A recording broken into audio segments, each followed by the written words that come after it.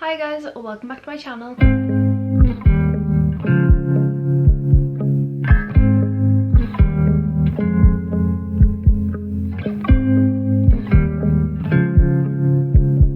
So today's video we have a very exciting one. I have a big book haul to show you guys. I have been accumulating these books for a little while now, and these are probably some books you've definitely all seen before, but I wanted to show you guys what I've been accumulating over the past little while. But yeah, I don't want to be waffling for too long, so if you like this video, make sure to give it a big thumbs up, make sure you subscribe, and let's get into it. We've got a good few books here. I've turned them that way so you're not getting sneak peeks of everything, but I think we'll start off with this stack here because this is a whole fantasy series.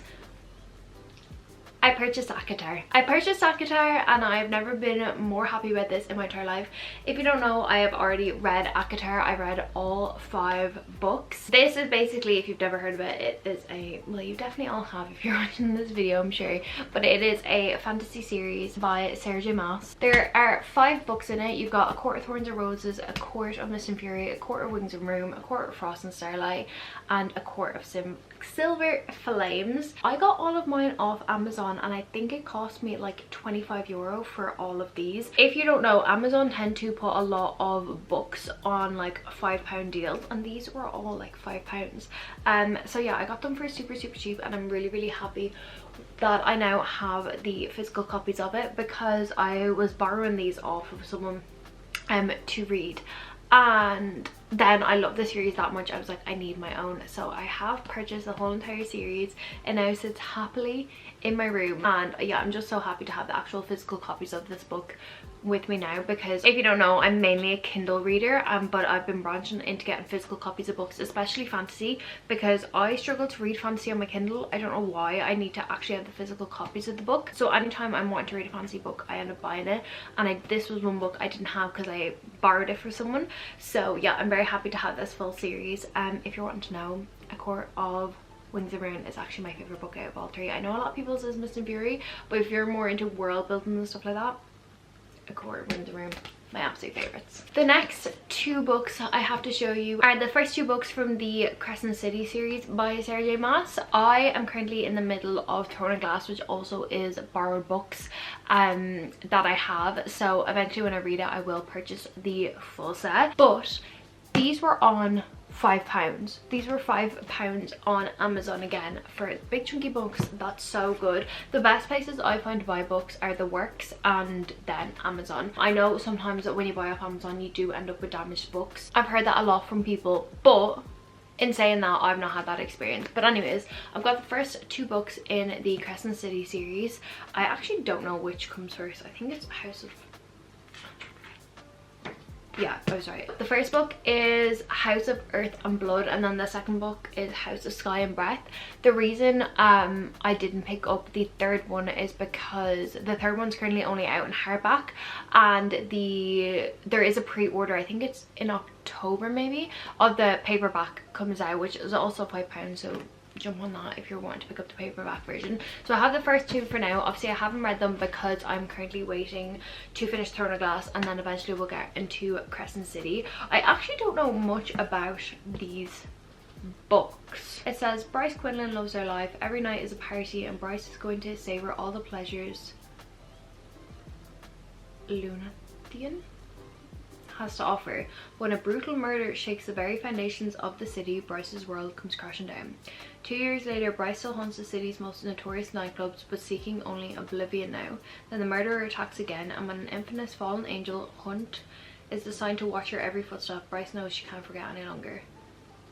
Okay, this kind of seems like it's set in like, not real time because obviously it's fantasy, but like the fact that there's nightclubs and stuff like that, it's a bit more like present day, if that makes sense. Like not so much like fantasy, but I'm very excited about this and I can't wait to get into it. It will definitely not be a summer read, but definitely more of like an autumn winter read. So yeah, I'm very happy to have picked these up because I can't wait to get to them. Okay, the next series that I've started picking up is the ENQUIRIES series, so Fourth Wing and Iron Flame. I have not read this. I feel like everyone and their mother has read it, and I have been one of the few to read it. To be fair, there's not many fantasy series I've actually read, because I find with fantasy I can't go through a couple at the same time. I need to finish one and then move on to the other, whereas like with romances I can start 50 different and it's fine. But say like I'm trying to get through the Sarah J Maas world, I might take a break after Throne of Glass to then go into like Fourth Wing or another fantasy series I have. But I feel like I'm the only person who has not read Fourth Wing, like the ENQUIRIES series. The same with Onyx Storm as with Crescent City. The hardback is only out now, hence why I have only the first two. So we have Fourth Wing and then we have Iron Flame. All I know is that there's dragons. That's all I can tell you about this series. I have no idea. I've been trying to avoid like spoilers and stuff like that because I really want to go into this blind. I don't want to be like influenced in any way, just I know people love it. Violet Sorrengail expected to live a quiet life surrounded by books until she was forced onto the world's deadliest training ground. Now she must fight to join the army's elite dragon riders, but dragons don't choose fragile riders, they incinerate them. And when your body breaks as easily as Violet does, death is only a heartbeat away. Many will kill Violet to better their own chances of success. The rest will kill her simply because of her last name, including the ruthless Xaden Rearson, her family's greatest enemy. With the odds stacked against her, Violet must use every edge her wit can give her just to see the next sunrise, because once you enter Bagziet Bas, we'll get there. War College, there are only two ways out: graduate or die. So that is exciting. I'm excited. I don't read the back of this in case it gives spoilers into like this, but I'm very, very, very excited to start this series. Again, fantasy to me is more like an autumn winter time, and currently I'm mainly reading romances at the moment, and I'm hoping to kind of get back into thrillers, but at the moment I've picked up fantasies because again they were so cheap, and I feel like fantasies tend to be more expensive because of how chunky they are, so I'm very excited about that. Moving on to our last stock. So I've got two from a romance series. We have the Pumpkin Spice Cafe, and then we also have the Cinnamon Bun Bookstore. Again, guys, Amazon, so cheap, so cheap. I have read the both of these now. I literally only finished the Cinnamon Bun Bookstore not that long ago at the start of the month, but I really enjoy these. To me, these are filler books. These are books when I have a fantasy series and I need a little bit of a break. These are ones where it's very much seasonal reads. Obviously the Pumpkin Spice Cafe, as you can see, has like leaves all over it. It's giving like autumn vibes. It's like pumpkins. It's literally called the Pumpkin Spice Cafe, and for me, I find that these books really are just filler books. I do enjoy them. I just think they're cute, they're cozy. This one follows Jeannie and then also Logan. Jeannie owns the Pumpkin Spice Cafe, and Logan is a farmer in the area, and yeah, it's like Grumpy Sunshine in this book. It's really cute. Again, seasonal read. I read this last autumn and I really, really enjoyed it. And then I also have the Cinnamon Bun Bookstore. Don't be fooled, I'm pretty sure this was meant to be called the Blueberry Bookstore or something along them lines, because it got changed to the Cinnamon Bun Bookstore, and then in the writing they explain that the bookstore is constantly being changed to a different name depending on what the owner wants it. So I think it was originally written as the Blueberry Bookstore, correct me if I'm wrong, but they've now changed it to Cinnamon Bun Bookstore. And although it has orange leaves literally everywhere, cinnamon buns, orange leaves, like literally the cover couldn't give more autumn. It's set in summer. It's set in August, which I suppose for me, August, September, October are autumn, even though autumn doesn't really start until October, end of September, but it's set in August, so it is giving more summery vibes. In this book we have Hazel and Noah. Hazel is a very like book girly. She works in a bookstore, and then you have Noah, who is kind of known for kind of just like getting around. He doesn't really settle down. He's kind of like there to meet the tourists and then have a summer of fun, whereas Hazel's kind of kept it really reserved. She's about to turn 30 and she really just wants to make her life a bit more exciting, so she kind of goes in with a little plan with Noah to make her summer more exciting. And the reason it all begins is because Hazel basically sees a load of her books that have kind of been marked, certain lines underlined, and she basically follows them and tries to create a summer of fun with Noah. So that's what that one's about. The next one is the Christmas Tree Farm. I'm going to pick it up this Christmas. And then you have the Gingerbread Bakery. No, you don't. You have the Strawberry Patch Pancake House, and that is kind of set in more spring. And then you have the Gingerbread Bakery, which is coming out at the end of this year, which is again set around Christmas time. So it seems I'm kind of raging that I didn't get to the Christmas Tree Farm last year, and then the Strawberry Patch Pancake House this year, and then going into Gingerbread Bakery, because even though these are like interconnected standalones and it's like found family and like it's a very small town like vibe, I kind of like to still read them in order. So it'll be next Christmas before I get to Gingerbread Bakery. But yeah, I am very happy to pick these two up. I just think they're so cute, like even just the covers, the little foiling on them, I really enjoy them. So yeah, I'm very happy I picked these up, and yeah, I can't wait to read the Christmas Tree Farm this Christmas. Next we have two standalones. So the first one is the Baby Dragon Cafe. I literally only picked this up. I also have it on my Kindle because of how cute the cover is. I knew nothing about this book. I knew nothing about the author. I've never heard of the author. So it's the Baby Dragon Cafe by A.T.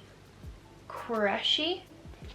Please correct me if I'm wrong. But it basically says, when Sapphira opens her cafe for customers with pet baby dragons, she isn't expecting it to be quite so hard to keep the fires burning.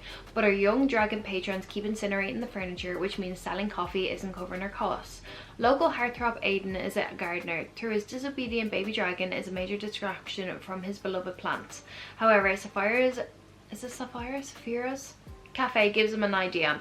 He'll ask Saphira to drain his dragon and pay her enough to keep the cafe afloat. They know they're the answer to each other's problems, but happy-go-lucky Saphira and gorgeous but grumpy Aiden couldn't be more different. Can they find a way to work together and maybe even ignite some fire of their own? So it's basically a romantasy. It's very short. I don't know how many pages it is. It is, after the epilogue, it is 310 pages, so it's very short, very quick.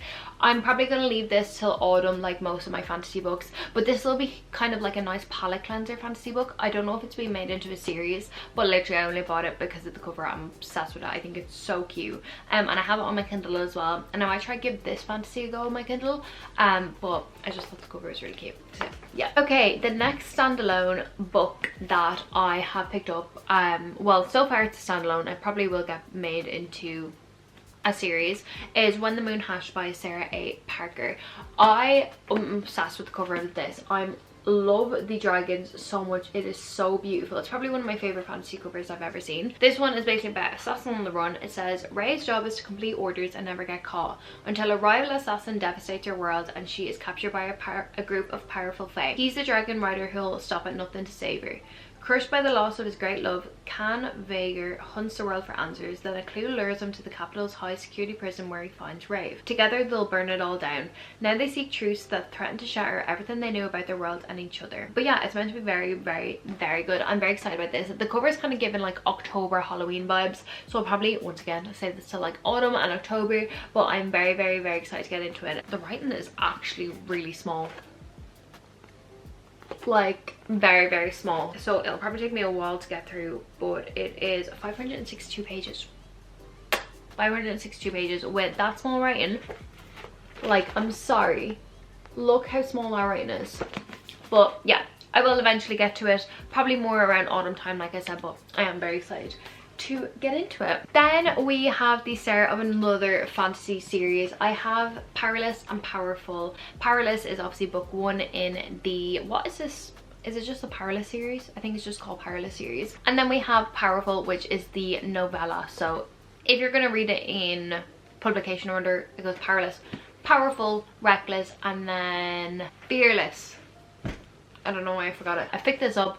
Basically, it's about, I'm pretty sure this is about Peyton and Kai. Yeah, it is. The elites have possessed powers for decades, gifted to them by the plague, while those born ordinary are just that, banished from the kingdom of Elia, and shunned from society. No one knows this better than Peyton Gray, an ordinary possessing as a psychic to blend in with the elites. When she unsuspectingly saves one of Elia's princes, Kai Azur, she's thrown into the Persian trials, a brutal competition showcasing the elites' powers. If the trials and the opponents within them don't kill her, the prince she's fighting feelings for will, if he discovers what Peyton is. Completely ordinary. And then this is obviously the novella to this.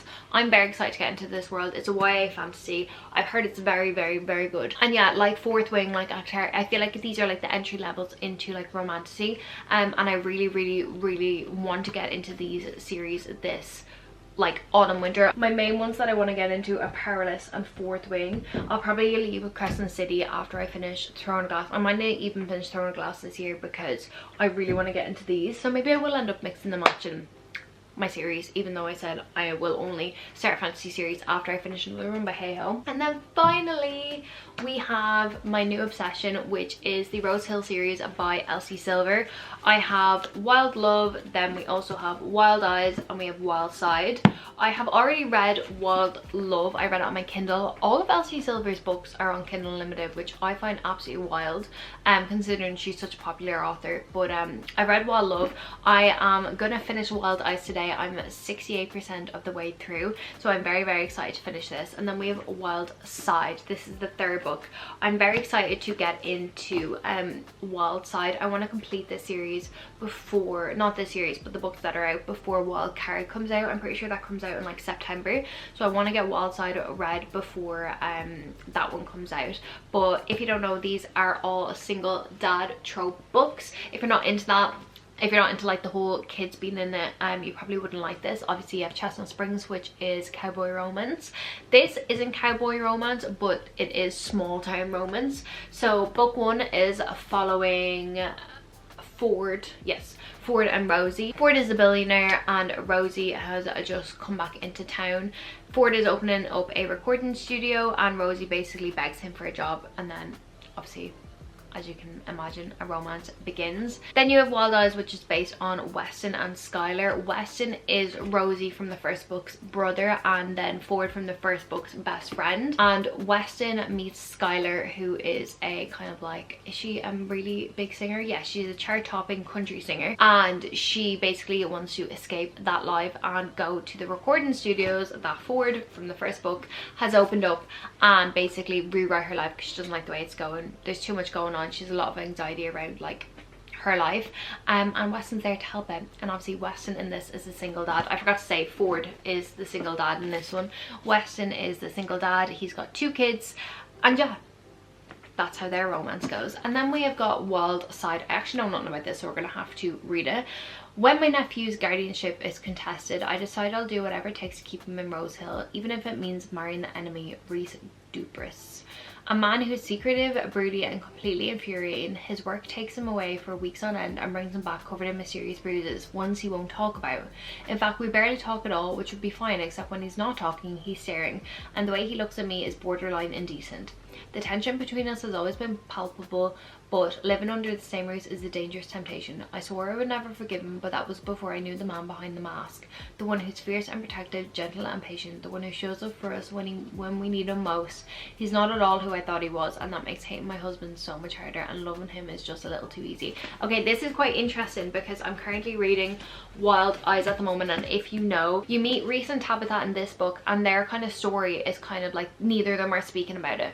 So the fact we get their book is very, very exciting. So yeah, this is the final books that I have hauled in the past little while. Like I said, I'm trying to get more into physical copies of books because, especially with fantasy, I tend to only read physical copies of books. However, I also am mainly a Kindle reader. I like, even though I have all these like Wild Love, Wild Eyes, Wild Side, and these ones here, I read them on my Kindle. However, fantasy is strictly physical. But yeah guys, thank you so much for watching today's video. I really hope you guys enjoyed this book haul.